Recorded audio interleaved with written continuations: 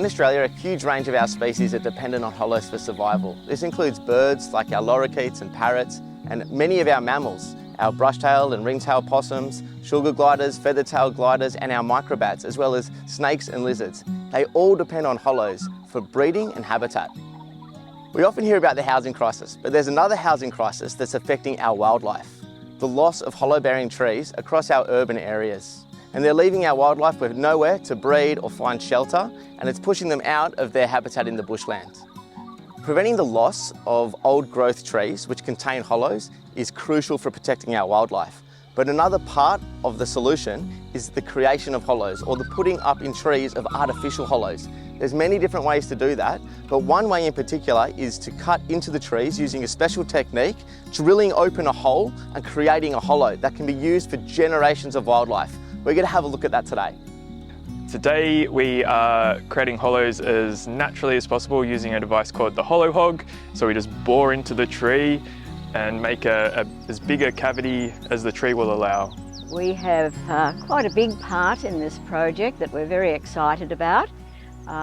We applied for a grant from High Corps to do this nest building, and so we're very excited because this is the day that we're going to see most of it happening.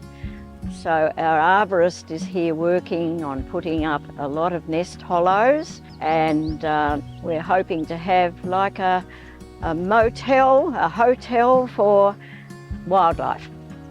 Today we're installing some hollows into a dead tree.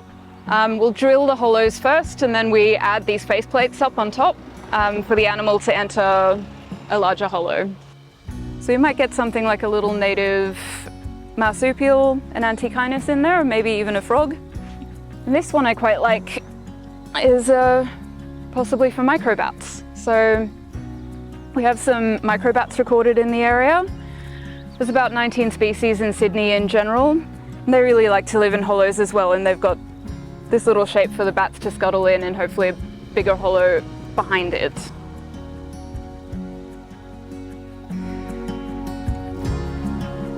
So in terms of selecting where to place hollows, kind of let the tree and let the aspect of the tree and its branches determine where we put the hollows. So I'm putting microbat hollows kind of higher up, and also where there's a nice big open space in front and below so they can fly upwards and up into the cavity.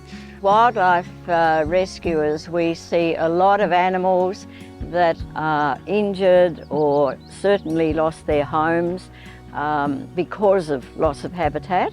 And it goes further than just losing their homes. Of course, they also lose their connectivity, so they can't get across the trees. They have to come down to the ground, and when they come to the ground, they get attacked by cats and dogs, or they get hit by cars on the road. So there are many ways that are secondary to habitat destruction that affect the wildlife. The trees take at least 100 years to form a hollow. So by putting in additional hollows, we're creating homes for wildlife that they can use in the near future.